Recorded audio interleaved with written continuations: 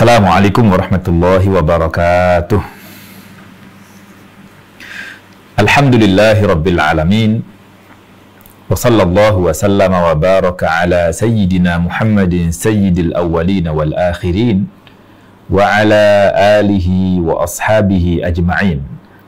Wa ba'du fallahumma faqihna fid din wa 'allimna at-ta'wil wa alhiqna bis salihin.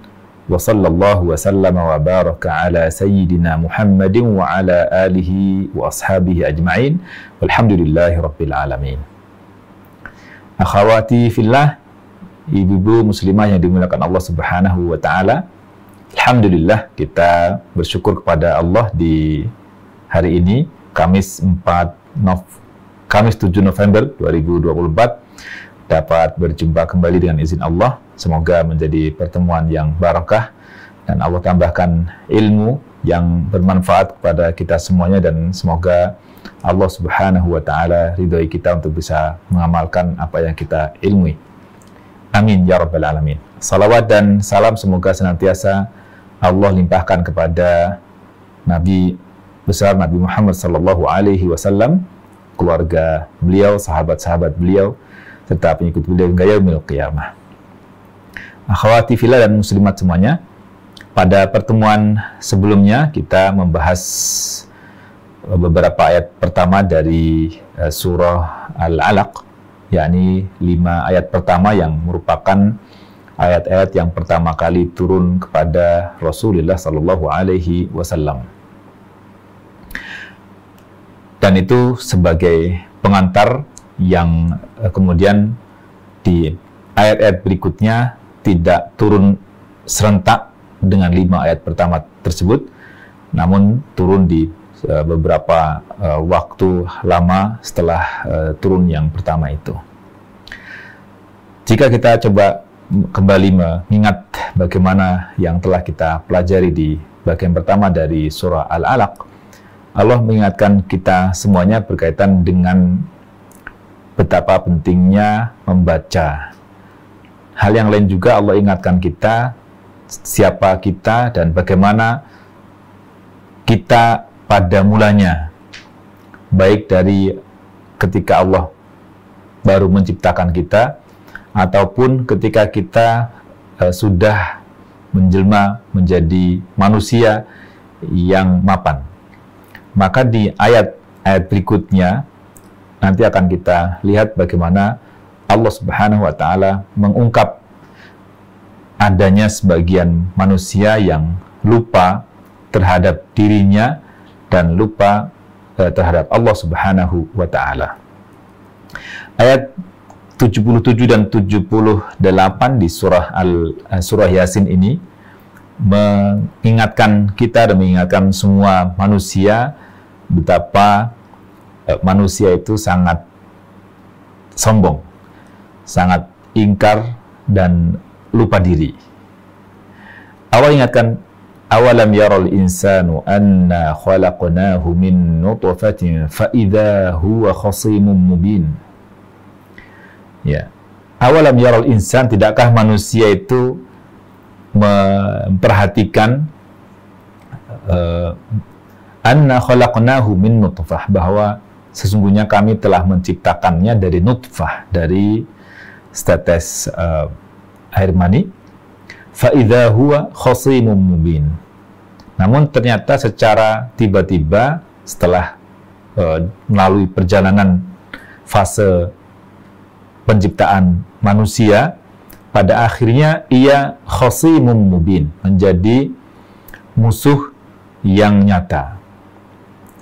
Lalu Allah Subhanahu wa taala membuat perumpamaan, wa daraba lana mathalan wa nasiya khalqah, dan dia membuat perumpamaan bagi kami, wa nasiya khalqah, dan ia lupa asal mula kejadiannya. Dia mengatakan, qala man yuhyil 'idhama wa hiya ramim. Ya, siapa yang bisa menghidupkan tulang belulang sementara dia telah hancur lebur? Dan nanti di ayat berikutnya Allah Subhanahu wa taala sampaikan ke Nabi sallallahu alaihi wasallam bagaimana mengkanter pernyataan atau pertanyaan dari mereka ini. Dan mungkin di beberapa ayat berikutnya juga mengingatkan kita, di surah Al-Alaq ini mengingatkan kita bagaimana tingkah laku manusia. Ya. Maka di ayat yang ke-6, Allah Subhanahu wa Ta'ala berfirman, "Kalla innal insana layatgha ar-ra'ahu istaghna inna ila rabbika ar-ruj'a." 3 ayat ini, kalla, ya, kalla maknanya bisa berarti benar-benar, atau juga tidaklah demikian, sekali-kali bukan begitu. Tergantung nanti kita memahami kalimat ini seperti apa. Innal insana, karena kalla ini tidak menyanggah kalimat sebelumnya, karena kalimat sebelumnya tidak ada yang perlu disanggah, tidak ada yang perlu ditegur, diingatkan, tapi justru kalla ini terkait dengan kalimat berikutnya. Baik, kalla innal insana, sesungguhnya al-insan, manusia itu, la yatgha. La ini menunjukkan penegas, benar-benar, sungguh. Yatgha, yatgha, tagha, yatgha artinya melampaui batas. Melampaui batas berarti menyeberang dari garis yang telah Allah Subhanahu wa Ta'ala tentukan. Ya, kalla innal insana la yatgha ar-ra'ahu istaghna. Kenapa demikian? Karena ra'ahu, ia melihat dirinya itu, lalu dia merasa istighna, merasa mampu, merasa cukup, merasa kuat. Ar-ra'ahu istaghna. Padahal inna ila rabbika ar-ruj'a.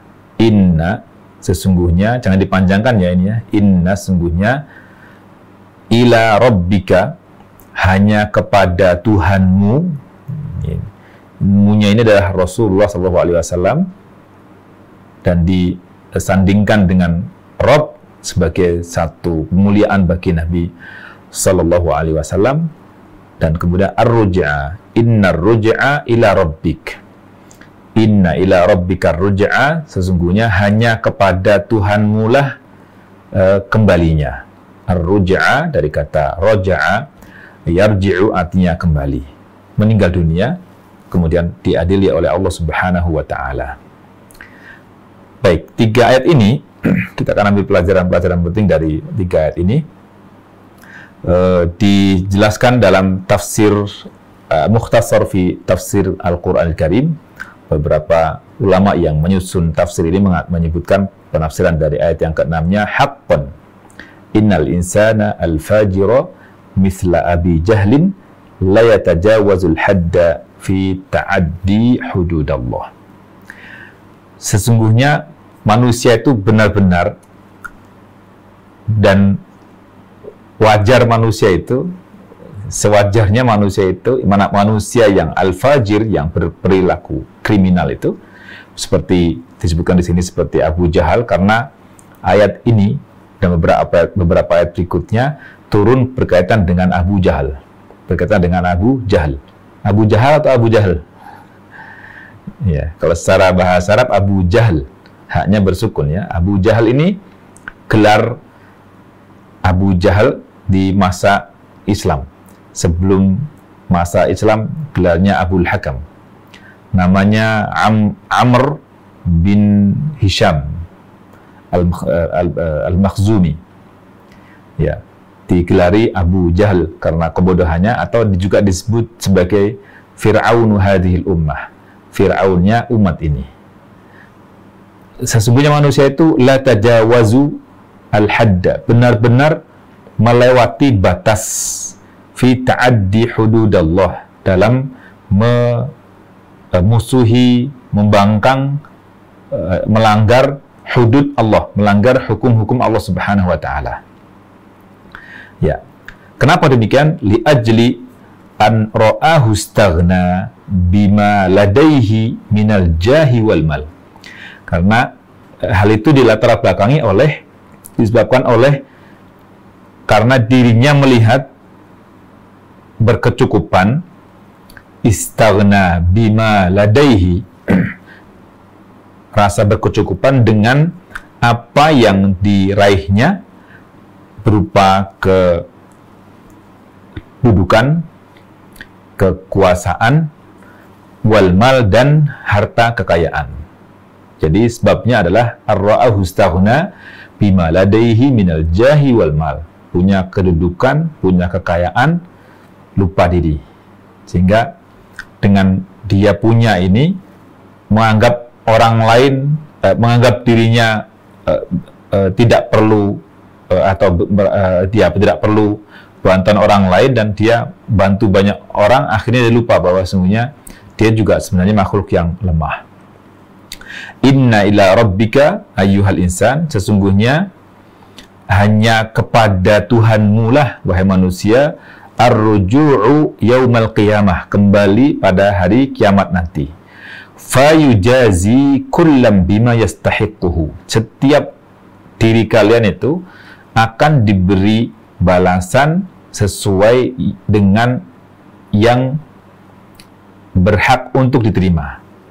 Gitu. Inna ila rabbika ruj'a, ar-ruju', kembalinya kita ke Allah Subhanahu wa taala ini akan menerima ganjaran, menerima balasan dari Allah Subhanahu wa taala yang setimpal jika dia berlaku dosa, dan dengan balasan yang lebih baik jika dia berbuat amal soleh dan sebagai orang beriman. Baik. Inna ila rabbika ruj'a.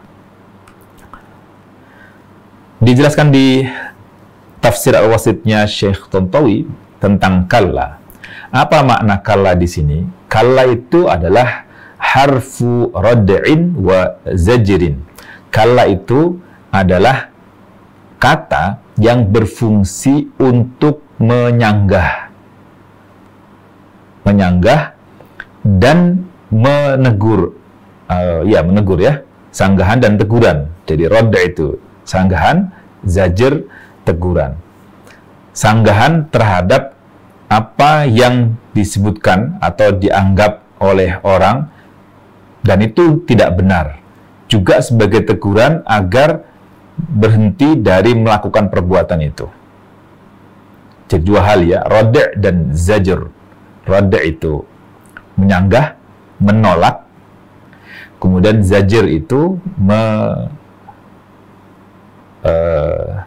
rad'a, zajr itu menegur, mengingatkan. Mengingatkan siapa itu? Liman takabbara wa tamarrad. Orang yang menyombongkan diri dan durhaka, membangkang. Takabbara wa tamarrad. Orang yang sombong dan membangkang. Fahuwa zajrun amma tadammanahuma ba'daha. Ini kata kalla ini merupakan teguran untuk apa yang disebutkan di setelahnya. Innal insana layatagha. Kalla innal insana layatagha. Maka akhwati dan muslimat semuanya, mungkin kita kadang jumpai di mushaf ada kata kalla lalu diberi tanda waqaf. Jika kita jumpai kalla lalu ada tanda berhenti di sini, tanda waqaf, tanda berhenti, berarti ini adalah kata sanggahan yang menyanggah apa yang disebutkan di kalimat sebelumnya. Nah, tapi di sini kalla innal insana layatagha, di 5 ayat sebelumnya itu tidak ada yang perlu dibantah, tidak ada yang perlu disanggah, tidak ada yang perlu ditolak. Maka yang ditolak itu adalah perilaku perbuatan yang ada di setelah kalla. Oleh karena itu, kallanya tidak diberi tanda waqaf.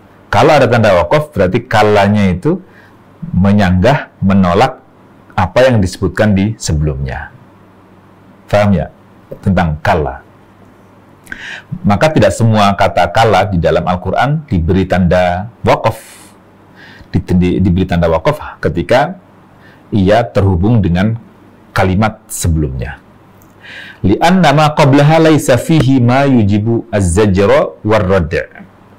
Karena kalimat atau ayat-ayat sebelum kala ini tidak ada yang mengharuskan untuk disanggah dan diberi peringatan serta teguran.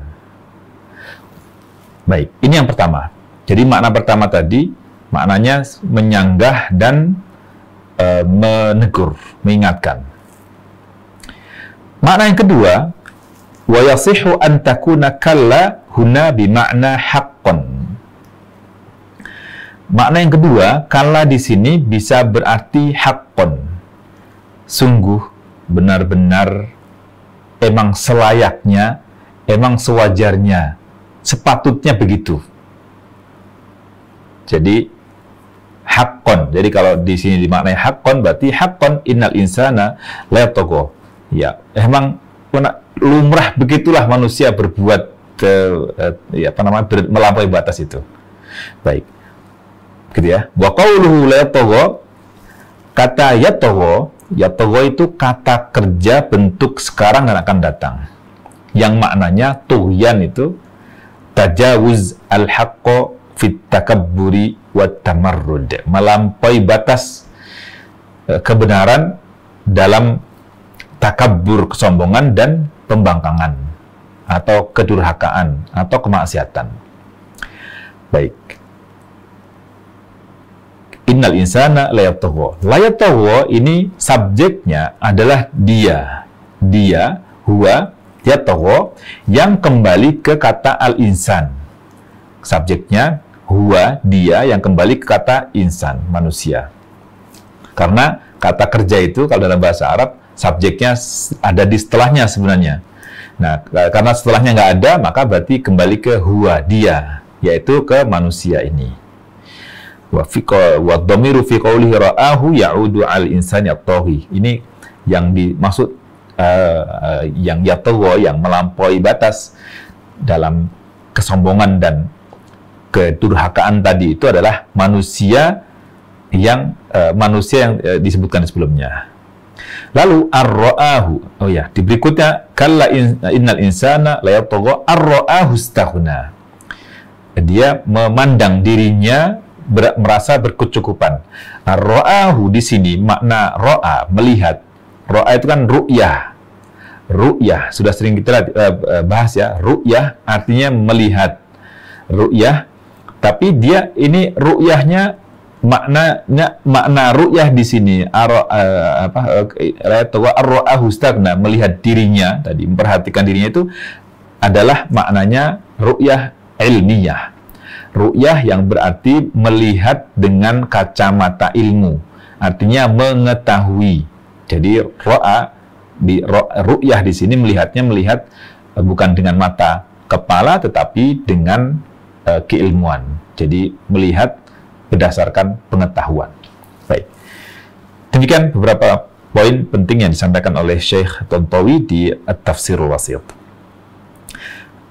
Syekh, senada dengan apa yang disampaikan oleh Syekh Tontowi, Syekh Ibnu Ashur rahimahullah ta'ala dalam At-Tahrir wa Tanwir pun, At-Tahrir wa Tanwir juga menyebutkan demikian juga bahwa harfu kalla radda'un wa ibtal. Di sini adalah sanggahan, bantahan dan bentuk pembatalan terhadap apa yang disebutkan. Lalu disebutkan di sini walaysa fil jumlati allati qablahuma yahtamilul ibtal wal radd. Namun di kalimat sebelumnya tidak ada peluang yang memungkinkan untuk dibatalkan dan disanggah, dibantah. Maka kala di sini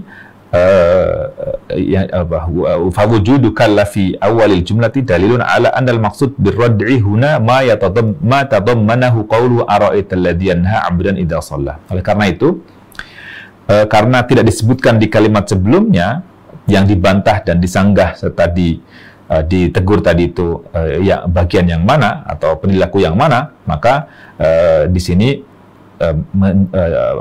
menunjukkan bahwa kalimat setelahnya lah yang dimaksud ditegur dan dibantah disanggain, yaitu firman Allah Subhanahu wa taala, ara'aital ladzi yanha 'abdan idza shalla, di beberapa ayat berikutnya. Baik. Kemudian ya makna dengan pemaknaan yang kedua tadi yang bermakna haqqan, maka makna dari ayat itu adalah haqqan innal insana la yata'azamu wa yatakabbaru wa yatamarradu 'alal haqq. Ya. Sungguh keterlaluan manusia itu membanggakan diri, menyombongkan diri, dan tamarrud, menolak, memberontak, dan durhaka. Ya. Kenapa? Karena melihat dirinya berkecukupan, dzahinan, li'annahu ra'a nafsahu dzahinan, melihat dirinya punya kekayaan, bisa berupa harta kekayaan, kedudukan, atau juga kekerabatan, saudara banyak, atau juga mungkin dari sudut pandang pengikut banyak pengagumnya dan sebagainya. Jadi kebanggaan itu. Ya, wara'aha li ghururihi wa batarihi laisa fi hajatin illa ghairihi, dan melihat dirinya tidak berkebutuhan terhadap yang lain. Ini Syekh Tontowi menyimpulkan makna kalla innal insana la yatagha.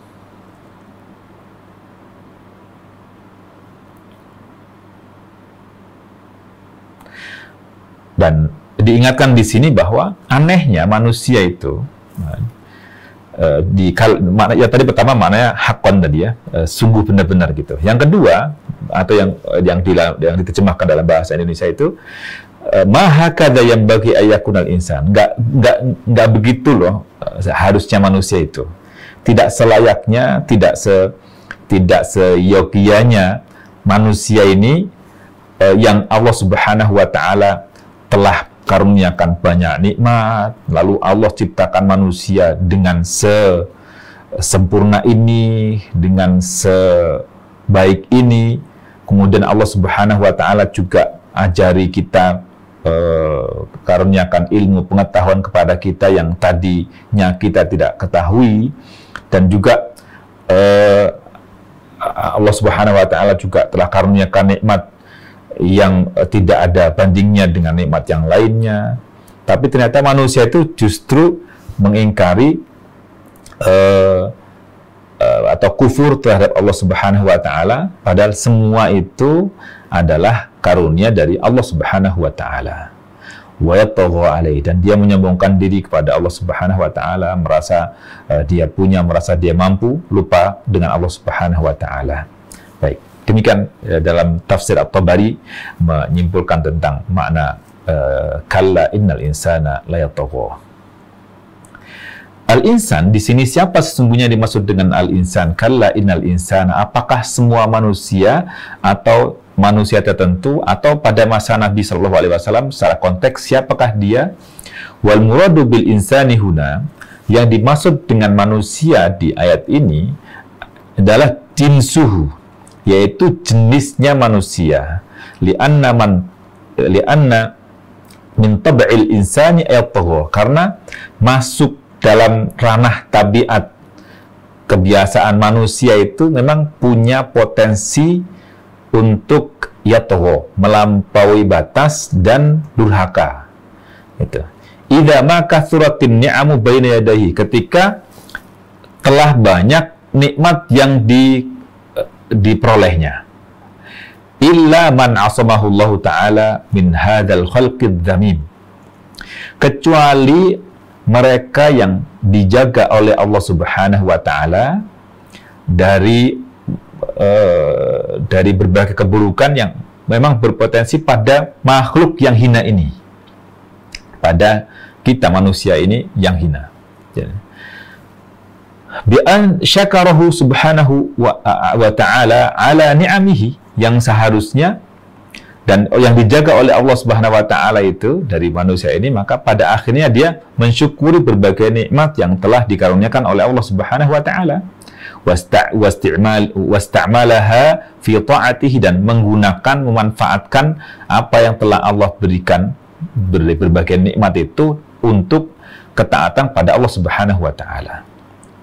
Ya, ini makna yang pertama. Jadi seluruh manusia itu punya potensi itu, kecuali yang Allah Subhanahu wa taala jaga, dan dengan nikmat yang Allah telah berikan dia mensyukuri nikmat itu dengan beribadah kepada Allah Subhanahu wa taala. Waqila, tapi ada pendapat yang lain. Al-muradu bil insan, yang dimaksud dengan manusia huna di sini adalah Abu Jahal. Wa anna hadhil ayat wa ma ba'daha hatta akhir surah qad nazalat fi Abi Jahal. Karena ayat-ayat ayat ini dan ayat setelahnya sampai ke akhir surah ini turun berkenaan dengan perilaku Abu Jahal. Maka ini yang dimaksud dengan al-insan adalah Abu Jahal. Ya. Namun yang perlu kita ingat bahwa meskipun itu disebutkan Abu Jahal, tapi yang perlu kita ingat adalah bahwa sebagaimana disampaikan oleh Syekh Tantawi, wa nuzul hadhil ayat fi sya'ni Abu Jahal la yamna' umum hukmiha atau hikamiha. Jadi turunnya ayat ini meskipun berkenaan dengan Abu Jahal, tapi tidak menghalangi makna yang lebih luas lagi, hukum dan hikmah yang ada di dalamnya yang lebih umum lagi. Ya, wa yadkhulu fi hadzal hukm dukhulan awwaliyan Abu Jahal, dan masuk di dalam hukum ini yang dimasukkan dalam innal insana layatgha sini, yang pertama kali masuk di ranah ini adalah Abu Jahal itu sendiri.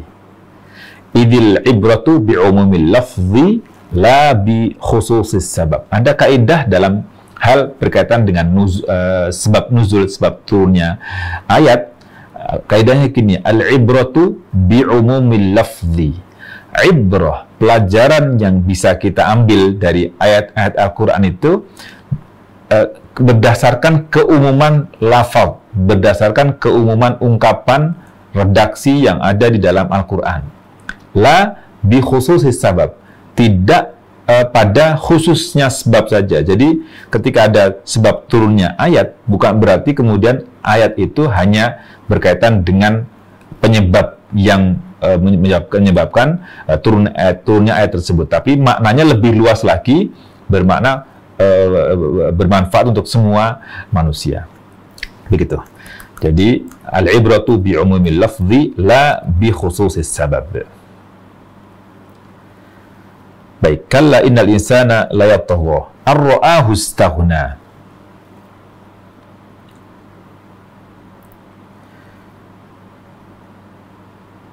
Ya, di sini disebutkan bahwa wa ta'rifu fil insani lil jinsi, menegaskan kembali bahwa yang dimaksud dengan al-insan dengan al-ta'rif di sini pakai al kan. Al ini sama dengan the dalam bahasa Inggris. Manusia yang terdefinisikan manusia ini untuk menunjukkan jenis manusia. Al-insan itu kata yang menunjukkan satu orang manusia, tapi ketika diungkapkan ini untuk orang banyak, berarti jenis manusia banyak tapi diungkapkan dengan satu jenis insan. Ai min tab'il insani ay yatgha idza ahassa min nafsihi al-istighna. Jadi ya, tabiat manusia biasanya kalau dia merasa sudah punya, akhirnya merasa berkecukupan dan tidak perlu yang lainnya lagi, dan menyambungkan diri pada akhirnya.